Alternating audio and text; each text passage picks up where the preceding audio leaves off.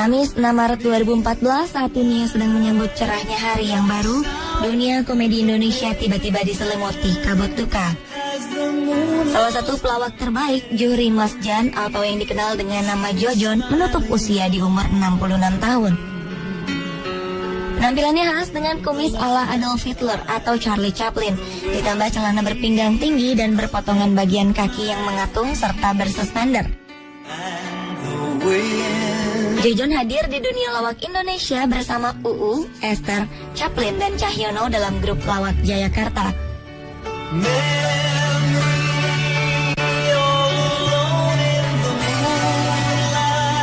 Pria yang mengawali karirnya sebagai komedian tahun 1970-an ini melawak dengan karakter seperti seorang yang polos dan mudah dijahili lawan mainnya.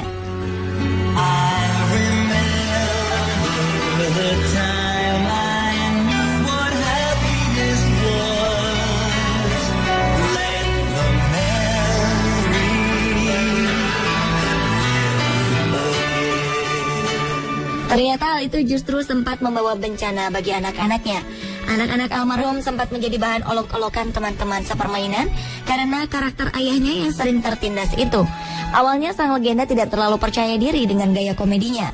Karena itulah Jojon memikirkan cara bagaimana orang bisa langsung tertawa hanya dengan melihat penampilannya. Pak Jojon rapi amat deh. Bingung? Bingung? Sangat. Mau tanya Pak Jojon, ini pada usia berapa tahun Pak Jojon kena tipes nih? Bentar dulu. Ia pun mencoba berbagai penampilan di depan cermin, sampai akhirnya almarhum menemukan penampilan yang sekarang yang menjadi ciri khasnya. Lo bisa diem gak sih? Kini justru karakternya itulah yang kemudian menjadikannya sebagai pelawak sejati. Ia menghibur banyak orang tanpa harus dengan lawakan yang kasar atau menghina orang lain baik melalui perkataan maupun perbuatan. Nggak bisa, anak gue mau kemana? Ya bakal pertanyaannya enggak. Dalam perjalanannya sebagai pelawak, Jojon dan Jayakarta Group bahkan harus manggung di klub-klub malam untuk menaikkan pamor sebelum mendapat kesempatan tampil di televisi. Selain melawak, komedian yang sempat mencoba kesenian tradisional reog dan ludruk ini juga sempat membuat album pop Sunda yang berjudul Pamali bersama seorang penyanyi Sunda Naif Larasati. Jojon dikenal berkepribadian bersahaja, sampai-sampai tetangganya tidak mengenali Jojon sebagai seorang artis, tetapi sebagai seorang biasa yang rendah hati.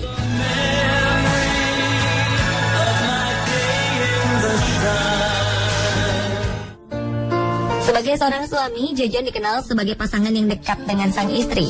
Henny Mariana, istrinya, selalu mendampingi Jojon setiap hari, termasuk di saat sang suami bekerja sebagai aktor atau pelawak. Tetapi menurut sang istri, 2 minggu terakhir di masa hidupnya, pria yang meninggal karena penyakit jantung ini selalu ingin pergi sendirian kemana-mana. Sehari sebelum Jojon meninggal, tepatnya hari Rabu, ia mengatakan kepada sang istri bahwa besok Kamis ia akan pulang. Dan ternyata sang legenda benar-benar pulang ke hadapan Yang Maha Kuasa di hari tersebut. Selamat jalan Jojon, semoga amal ibadahmu diterima Tuhan Yang Maha Kuasa. Terima kasih telah menghibur dan menghadirkan tawa selama sekitar 40 tahun dengan karyamu, serta menjadi contoh banyak orang.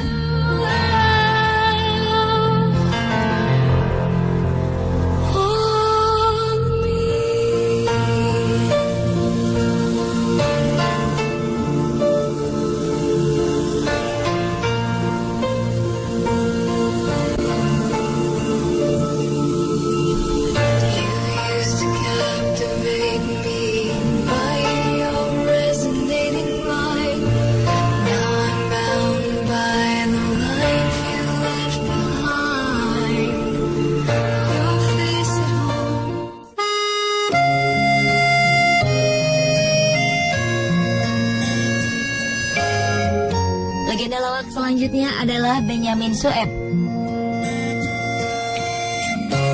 Si Siapa yang tidak kenal dengan seniman Betawi ini? Lahir dari keluarga yang kental dengan tradisi Betawi, membuat anak bungsu dari 8 bersaudara ini berani tampil memimpin kakak-kakaknya bermain orkes kaleng di kampungnya. Walaupun tidak mengharapkan imbalan, Ben selalu senang tampil keliling kampung. Sepanjang hidupnya, Ben menelurkan 75 album musik dan 53 judul film. Karya sebanyak itu tetap mengandung unsur khas yang menjadi ciri Benyamin, yaitu komedi. Tidak perlu mengada-ngada, lirik lagu yang diciptakannya muncul dari keadaan orang Betawi sehari-hari. Misalnya kompor meleduk, Jakarta kebanjiran, sampai urusan bakul nasi pun bisa menjadi sebuah lagu.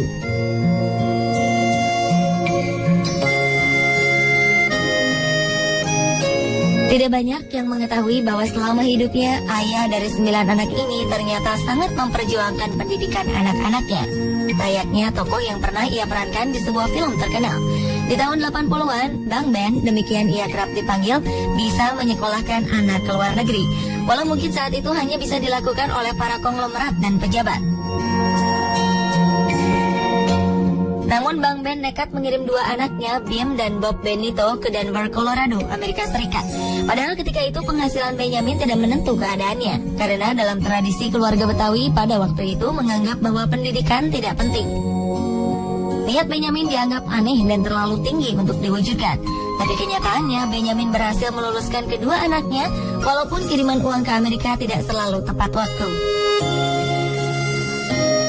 Beberapa tahun setelah anaknya Bim lulus dari luar negeri, Bang Ben mendapat tawaran dari Rano Karno untuk menjadi ayah dari tokoh Doel yang berambisi menyekolahkan anaknya menjadi tukang insinyur.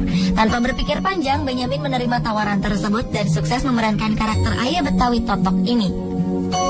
5 September 1995, Benyamin Sueb dipanggil Yang Maha Kuasa. Setelah beberapa hari koma secara tiba-tiba sehabis bermain futsal.